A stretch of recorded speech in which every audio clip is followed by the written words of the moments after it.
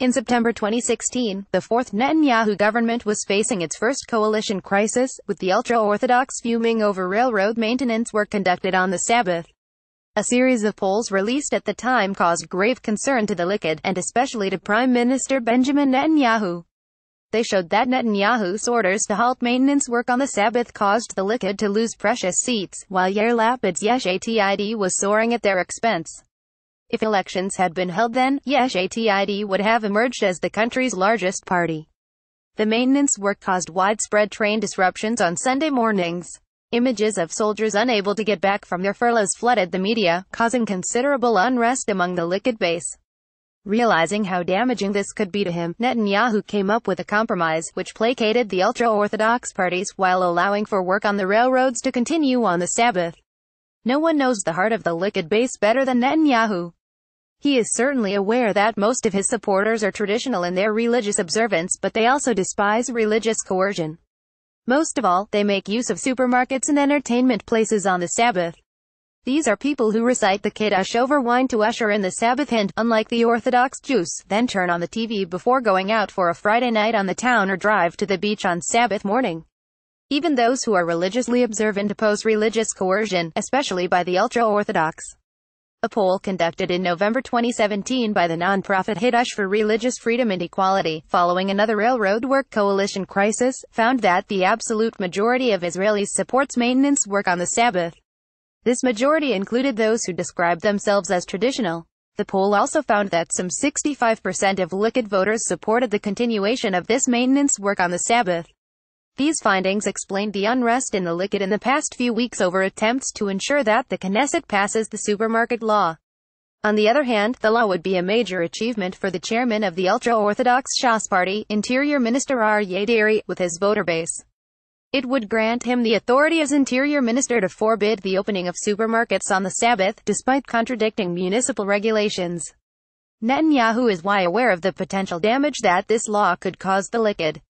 Nevertheless, he prefers to pay the price to keep his coalition intact before the police announce their recommendations against him in the next few months. At first it seemed as if the law would pass with ease, but it has since run into serious obstacles due to the opposition of secular Yisrael Beitenu, under the direct orders of the party's chairman, Defense Minister Avigdor Lieberman. And Lieberman is not the only coalition member to oppose the law. Pockets of resistance have popped up in the Likud as well. In the end, it was decided not to bring the law up for a vote on January 2, since it did not have a majority in the Knesset. The second attempt to debate the law, which took place on January 8, was no less raucous than the first attempt, in which Deri tried to get Knesset member Yehuda Glick of the Likud to leave the traditional Shiva mourning period for his wife just so he could vote for it.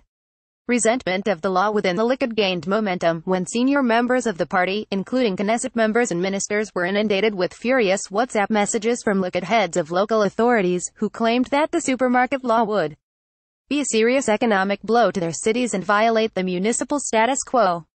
The supermarket law caused Likud supporters to criticize Netanyahu openly. While their attacks were not aimed directly at the prime minister, instead they targeted Deri and the ultra-Orthodox. The message was clear. The Likud was shown in recent years to be an emasculated party, avoiding coming out against its leader. The current feeling among Likud activists and heads of local authorities is that Netanyahu is expecting too much from his electorate. In other words, surrendering to the ultra-Orthodox could cause them to lose the next election. The mood was tense at the weekly Likud ministers' meeting on January 7. Ministers Ophir Acunis and Hila Gamliel warned of the electoral damage to the party, with Acunis calling support for the law-free gift to Lapid. Netanyahu responded with impatience and put a stop to the debate. Netanyahu himself received warning signals from Likud heads of local authorities that asked him to stop the situation from spinning out of control. This group of mayors and council heads aligned with the ruling party is a major power base within the party, too. Many of them are veteran Likud members who control local branches and field offices. Two of the most prominent of these opponents are Mayor of Eilat Mayor Yitzhak Halevi and Chaim Bibas, the mayor of Modin Maccabim Riyad and chairman of the Federation of Local Authorities. In interviews with the media, Halevi announced that he would join the fight against the law. His town's economy relies on tourism, and this could deliver it a death blow. Bibas, who was born and raised in the major Likud stronghold of Beit Shean, personally led the public struggle. Biebes is known to be politically close to Netanyahu, but in this particular case, even he felt that Netanyahu was going too far and threatened that the local authorities would take their opposition all the way to the Supreme Court. Anyone who has followed the internal dialogue within the Likud since the last election in 2015 knows that the claim made by Biebes that this is a terrible piece of populist legislation is actually an unprecedented attack on Netanyahu in Likud terms. The vicious and ultimately failed attempt by coalition chairman David Amsellem to have young Knesset member Sharon Haskell thrown out of the Likud underscores the intensity of the internal crisis facing the party. Haskell announced that she could not support the law, and that she would violate coalition discipline by abstaining.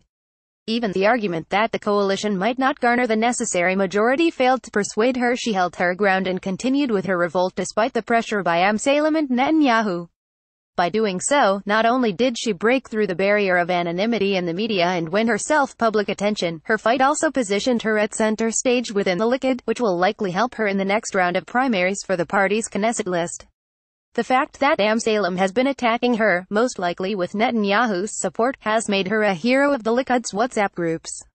Comments she made, such as, "Likud movement leaders Jabotinsky and Begin's values are the ones I swore to protect, not the whims of one minister or another, which create division among the people," reflected what most Likud members were actually feeling. Ultimately, the law was adopted by a narrow 58 to 57 majority. Netanyahu surely realized how damaging this would be, but refused to take the risk of having his coalition fall apart. He seems to be relying on the short memory of the public in general, and Likud members in particular. All that he can do now is hope that Derry will be satisfied with the achievement, and avoid using the authority given to him to force the law through. Otherwise, the harm caused to the Likud will be very real indeed. Found in Benjamin Netanyahu, Power Struggle, Sabbath, Yair Lapid, Aryeh Deri, Israeli Politics, Railways, Ultra-Orthodox.